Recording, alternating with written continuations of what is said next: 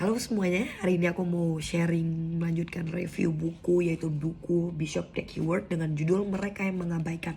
Dan hari ini aku akan membahas dari chapter ketiga dengan judul 5 aturan kesetiaan. Dan aku akan share beberapa poin yang aku pelajari. Salah satu poinnya adalah tidak peduli apa yang Anda lakukan, akan ada orang yang bersikap tidak setia. Jadi tidak peduli dengan apa yang kita lakukan, akan ada orang-orang yang tidak setia di sekitar kita atau di dalam hidup kita. Dan Bishop Dag berkata, jadi berdoalah, bukan Anda orang itu. Menarik. Nah, di situ juga selanjutnya Bishop Dag berkata, kerjakan apa yang ada di dalam hidupmu dengan sungguh-sungguh, dengan begitu rupa, agar kita gak masuk dalam perangkap si jahat dengan tipu dayanya yang akhirnya membuat kita masuk menjadi orang yang mengarah kepada orang yang tidak setia gitu. Nah, kita pelajari di firman Tuhan di Yohanes 6 ayat 70. Jawab Yesus kepadanya, bukankah aku sendiri yang telah memilih kamu yang ke-12 ini? Namun seorang di antaramu adalah iblis. Yang dimaksud ialah Yudas, anak Simon Iskariot. Sebab dialah yang akan menyerahkan Yesus di antara ke-12 murid itu. Kita belajar dari ayat ini bahwa Tuhan sendiri yang memilih ke-12 murid. Dan salah satunya adalah Yudas Iskariot. Tuhan memilih begitu banyak murid, di antara begitu banyak murid-muridnya, dan salah satunya adalah Yudas Iskariot. Dan kita juga harus pelajari bahwa Tuhan Yesus itu gak memilih dengan sembarangan atau asal. Karena ada ayatnya di Lukas 6 ayat 12 berkata seperti ini. Pada waktu itu pergilah Yesus ke bukit untuk berdoa. Dan semalam-malaman ia berdoa kepada Allah. Ketika hari siang ia memanggil murid-muridnya kepadanya. Lalu memilih di antara mereka 12 orang yang disebut rasul. Hari itu Tuhan Yesus memanggil begitu banyak murid-muridnya yang hari itu mau follow untuk mengikuti Tuhan. Tapi Tuhan berdoa semalaman untuk memilih di antara semua murid, dan akhirnya keluar 12 nama yang kita tahu bahwa itu adalah murid-muridnya. Dan salah satunya adalah Yudas Iskariot. Kita tahu bahwa Tuhan saja yang begitu sempurna. Tuhan yang memiliki kepemimpinan yang sempurna, pengembalaan yang sempurna, memiliki seorang pengkhianat di dalam hidupnya. Dan ini menarik.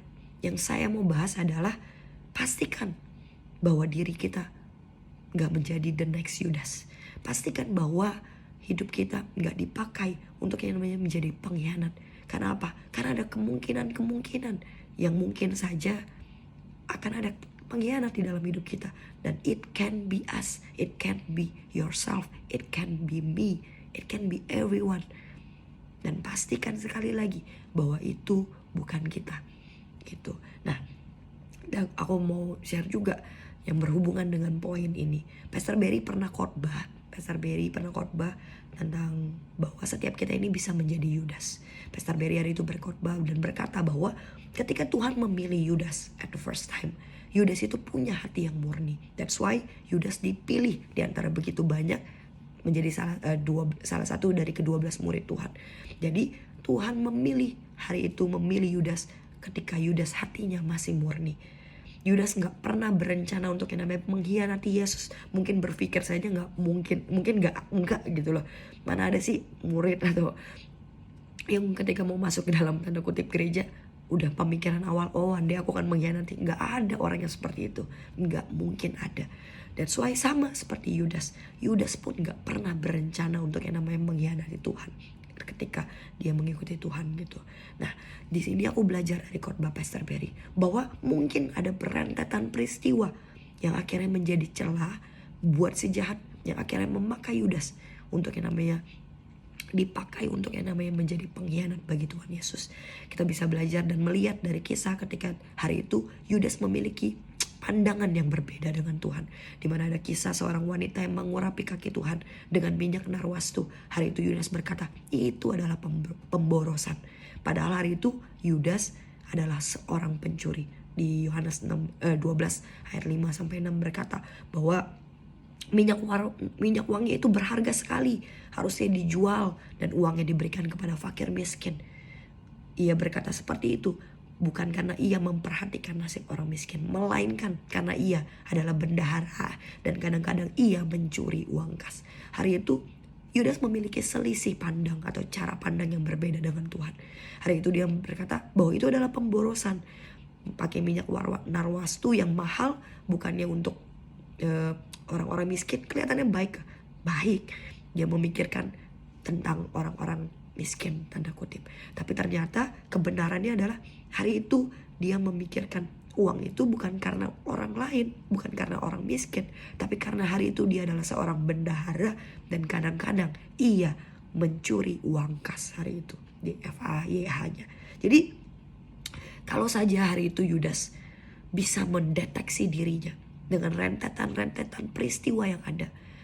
Aku juga belajar bahwa ketika ada momen kita tuh selisih paham dengan leader kita, gak sevisi, gak yang namanya sependapat, itu tuh bisa menjadi celah buat si jahat untuk menaburkan benih di dalam hidup kita. Mungkin ada at the time kita punya yang namanya ditaburkan benih kesombongan, benih familiarity. Dan why Pastor Berry selalu mengajarkan untuk setiap kita belajar untuk mengebaskan setiap benih yang bukan dari Tuhan, setiap benih kesombongan, benih familiarity, benih jahat yang ditabur dalam hidup kita. Karena kalau benih itu bertumbuh dan sudah menjadi pohon, itu akan menjadi diri kita. Dan akhirnya kita akan sulit untuk yang namanya menghancurkan pohon itu di dalam hidup kita. That's why kita butuh day by day untuk yang namanya duduk di kaki Tuhan, untuk mendeteksi diri kita. Apakah ada benih jahat yang sudah bertumbuh dalam hidup kita gitu. Kalau saja ada time Yudas bisa mendeteksi dirinya, mungkin hari itu Yudas gak dipakai oleh si jahat. Kalau saja Yudas bisa yang namanya mendeteksi tanda-tanda ketidaksetiaannya, ketika dia punya selisih paham, ketika dia merasa dirinya benar, pembenaran diri, hari itu dia kebaskan, mungkin hari itu Yudas gak dipakai oleh si jahat. Kalau saja hari itu Yudas mengambil pertobatan, memiliki kerendahan hati untuk bertobat, mungkin itu dapat menyelamatkan Yudas. Nah, poin selanjutnya yang menurut saya berhubungan adalah poin yang kedua. Pengajaran adalah imunisasi dari sikap tidak setia. Kenapa sih overcomer diajarkan untuk yang namanya belajar baca buku, terutama buku kesetiaan dan ketidaksetiaan? Karena inilah imunisasi buat setiap kita. Imunisasi itu nggak langsung menyembuhkan sebuah penyakit. Jadi imunisasi itu bukan yang langsung menyembuhkan penyakit gitu, tapi imunisasi itu adalah pencegahan.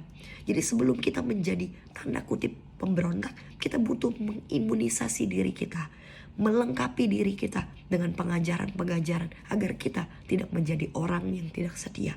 Jadi pengajaran yang ada itu nggak langsung membuat kita benar-benar total nggak menjadi orang yang tidak setia gitu, tapi itu dapat mengurangi sebagian besar. Ketika kita tahu bahwa ini adalah tanda pertama, kita mulai membersihkan diri kita, kita mulai namanya bertobat, kita mulai namanya mendeteksi diri kita.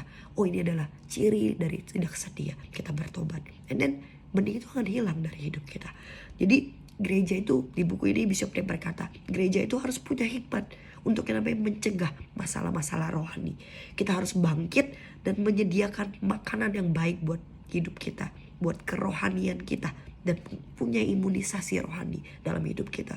That's why penting untuk kita tuh memperlengkapi diri kita dengan saat teduh, datang ke Tuhan, untuk membersihkan diri kita setiap hari, day by day, untuk kita baca firman Tuhan, untuk setiap kita terus merenungkan firman-Nya siang dan malam, untuk setiap kita terus belajar menurut firman Tuhan dan belajar dari buku-buku rohani, agar setiap kita terus menyuntikkan imunisasi kerohanian di dalam hidup kita, agar kita tidak menjadi orang yang tidak setia. Jadi di buku ini Bishop Dave berkata bahwa imunisasi rohani itu berkaitan tentang apa sih? Pengajaran langsung dan gamblang atau yang namanya straight to the point tentang sikap tidak setia, pengkhianatan, pemberontakan, dan rasa tidak berterima kasih. Itu yang paling penting di dalam kerohanian kita. Jangan sampai kita memberikan sebuah pijakan ketidaksetiaan, pijakan pemberontakan, pijakan kita melupakan dari mana kita berasal, pijakan kita lupa atau tahu nggak menjadi orang yang tahu diri, pijakan tidak tahu berterima kasih. Itu jangan sampai ada dalam hidup kita. Bishop Dave berkata bahwa Tuhan udah menunjukkan jalannya untuk setiap kita ini mencegah kehancuran gereja. Jadi marilah kita memegang erat setiap hikmat yang Tuhan berikan hari ini lewat buku, lewat pengajaran, lewat khotbah, lewat saat teduh, lewat firman Tuhan. Untuk setiap kita itu belajar menjadi orang yang terus setia di dalam Tuhan. Dan marilah kita memegang yang namanya pengajaran, didikan Tuhan, memeluk setiap didikan. Dan marilah setiap kita belajar untuk yang namanya memiliki kesetiaan dan ketaatan, agar setiap tipu daya setan itu gak lagi bisa masuk dalam hidup kita.